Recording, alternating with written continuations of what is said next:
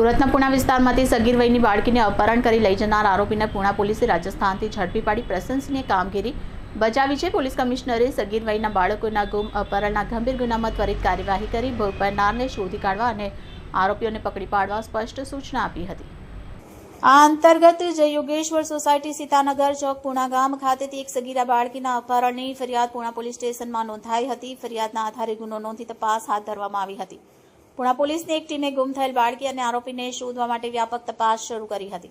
Technical surveillance તેમજ human રિસોર્સિસના આધારે મળેલ માહિતી મુજબ ભોગ બનનાર સગીરા અને આરોપી રાજસ્થાનના રાજસમંદ જિલ્લાના દેવગઢ ગામની ઘાટીમાં હોવાનું જાણવા મળતા જ પોલીસની ખાસ ટીમ તાત્કાલિક રવાના કરવામાં આવી હતી। રાજસ્થાનમાં દુર્ગમ વિસ્તારમાં પહોંચેલી પોલીસ ટીમે સ્થાનિક પોલીસના સહયોગથી આરોપીને સફળતાપૂર્વક ઝડપી લીધો હતો અને અપહરણ થયેલ સગીરાને તેના જંગલમાંથી મુક્ત કરાવી હતી। આરોપીની ધરપકડ કરી તેની સામે કાયદેસરની કાર્યવાહી હાથ ધરવામાં આવી છે।